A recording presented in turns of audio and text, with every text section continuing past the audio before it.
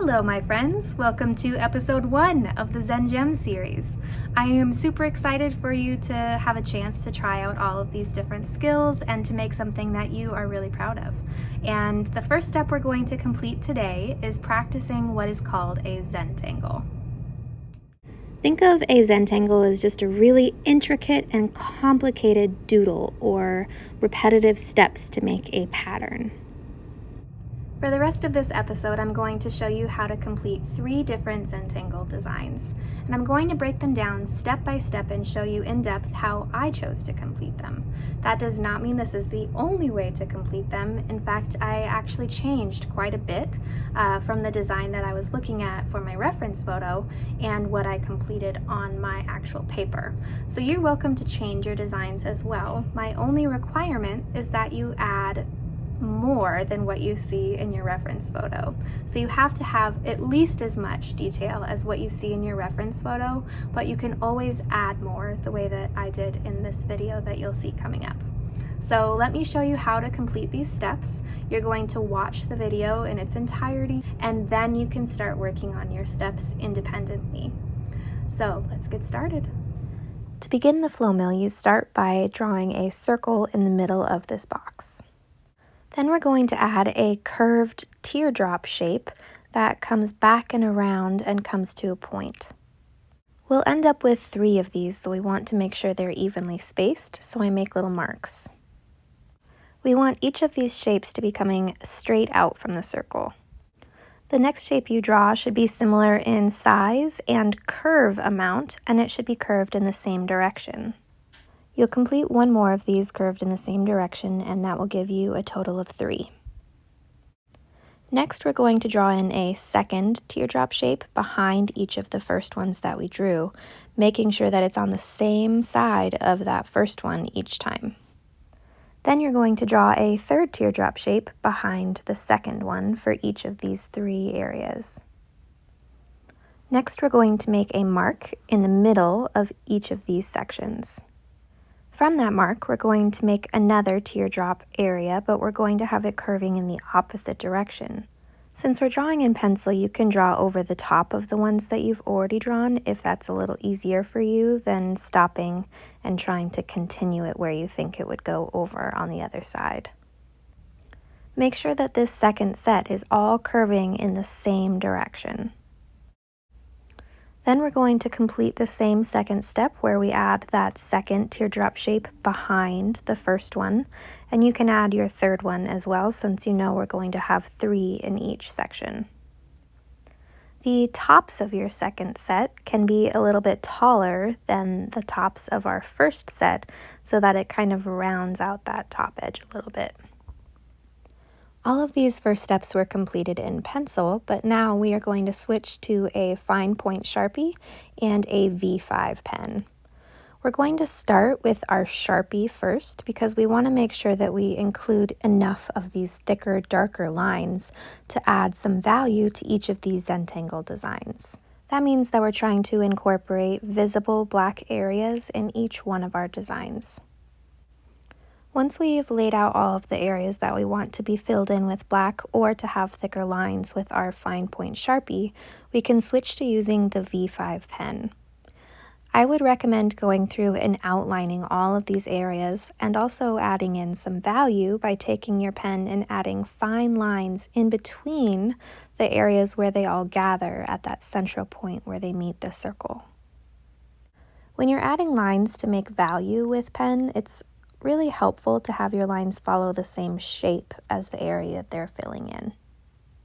That means that you're trying to match that same curve from the shape of your teardrops. Try to make some of these lines shorter and some of them a little bit longer so that they're just fading out into that space. Let your drawing sit for a minute and then you can erase all of your pencil lines. To begin the leaf slide, we're going to start by drawing a curved line that has 1, 2, 3, 4, 5, 6 bumps.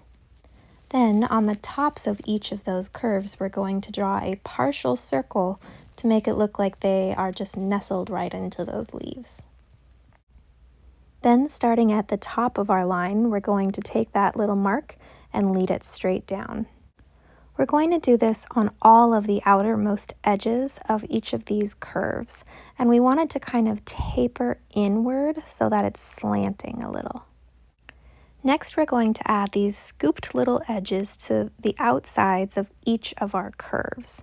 We want them to end in a point so that it looks like it's continuing each of those horizontal lines.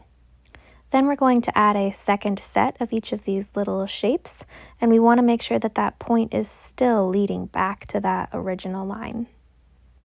These steps were completed with a mechanical pencil, but now we're switching to a Sharpie and a V5. We're going to start with the Sharpie to make sure that we incorporate enough dark value in our zentangle, and I'm actually going to go along and add it along each of these horizontal parts of that line. I chose to do this because those are the areas that I'm going to try to make look the darkest, so I'm adding a lot of shadow there. And having it start with Sharpie is a really great way to build up a lot of value without having to draw so many lines.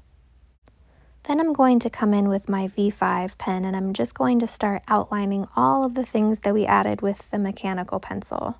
I can use this chance to help some of my thicker Sharpie lines taper into a thinner line, which means that they don't have such an abrupt edge. They are able to slowly start to get skinnier. Another way to think of it is just adding really elongated triangles at the end of each of your Sharpie lines. As you're adding your outlines with your V5, make sure that you're paying attention to when you have kind of a rough curve, and you can take this time to go through and really even it out and make sure that you don't have any choppy areas. As you're finishing up outlining the zentangle, I would consider which areas you're going to fill in with solid black. That's something that all zentangles need to have to make sure that they have enough value and that they'll actually show up for your project. So a great option would be to fill in these orbs.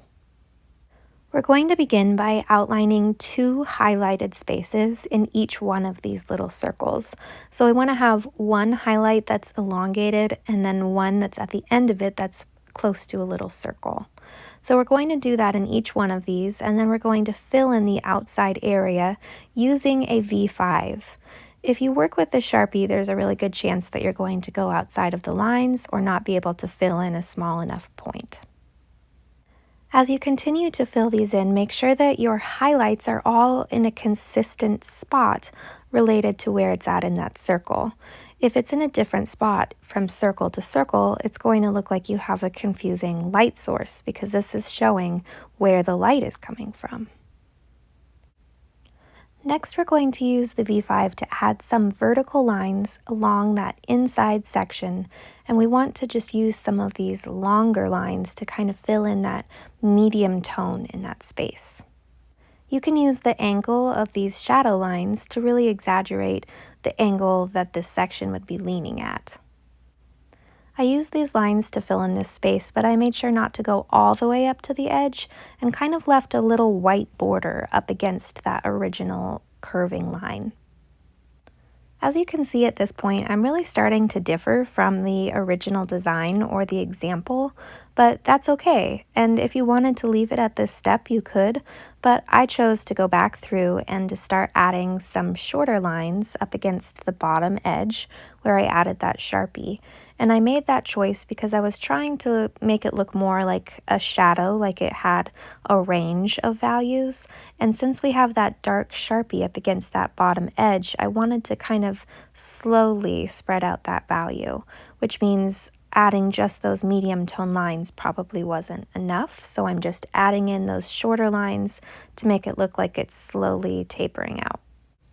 At this point, I felt like I needed more dark in my design, so I decided to go back to the Sharpie and outline those little curves that were accentuating the original line. So I used this chance to really try to make those curves and the point of those curves line up with that original line so it looked a little bit more fluid. From there, I wanted to go back to adding in some more value and making it not just like perfectly white inside of those spaces. So I went back to my medium tone strategy with my V5 pen of adding a bunch of lines closer together. So I was trying to make it more of a medium rather than just leaving that space white. I continued adding lines to help fill in this space, but I wanted to make sure that I didn't leave any solid patches of white in these areas because I'm trying to make that a nice smooth transition of value. And that's the last step for this zentangle. So I know I went back and added a lot more detail than what was in the original example, and I want to explain that you are welcome to add more. You just can't finish your drawing and not have as many details as what you see in the example. To begin the lilo, we start by adding a shape that is similar to the bloom of a flower, and keep in mind that this is a very small portion of what we're going to complete, so try not to draw this too large in that space that's provided. We also are going to add 2 leaves stemming out from that little bloom shape that are slightly curved and going in opposite directions. From there, we're going to draw the little base that connects to the bottom of that bloom. And what we're doing here is adding the stem that goes all the way back up. And then we're going to begin drawing the larger part of this flower. So to make sure that it's symmetrical, I started by adding a dot directly above that original bloom to make sure that my lines were leading all the way up to that center space, curving and then coming back down to a point. From there, I went through and added these kind of curved shapes that start at that point and end at the same point as the bloom shape that we just drew. Now we're going to draw separate petals that are coming up and around that original flower space that we just added. So we're going to make sure that these are separate and that they come up and curve out just a little and then come back to that same central point. So we're going to add 1, 2, and then we've got our little leaf that's coming off at the bottom. So when you look at it, you should have that main central bloom with the 2 curves on either side, the 2 separate petals coming off, and those 2 leaves that we drew originally just down at the bottom. Next, we're going to add these little circles as details. We're going to start with that one that is right at the top so that we can make sure it's right in the center. And then we're just going to bring down 2 rows on either side of that space. We're also going to add a little curve loop shape at the bottom of that original bloom that we drew. And we're going to draw in 2 little curve shapes on those inside leaves as well. Now that we've drawn the majority of this zentangle with our mechanical pencil, we can move into working with our Sharpie and our V5. Now we want to start with the Sharpie to make sure that we've got enough detail in this design that has a filled in black area. So I'm starting by outlining a couple of different spaces just to make sure that I've got some areas that are filled in with black and some areas that have a difference in the line quality or the thickness of the lines. So we want to make sure we've got a nice mixture of the Sharpie lines and the V5 lines. So now I'm going to go through and just sharpen up a couple of the points that I created with my Sharpie. When you're working with the Sharpie, it's really hard to make it come to a perfect point. So I always complete that with the V5 afterwards. Now I'm just going through and outlining those remaining details so that I can come back in and add in some value. I chose to thicken these lines near the base just to make sure that I have enough variety, and I'm doing that by just thickening that area and then making it get skinnier or coming to a point almost right at that curve. So I'm really trying to accentuate that round space by bringing out the thickness at the edges and then having it taper right where it's the roundest.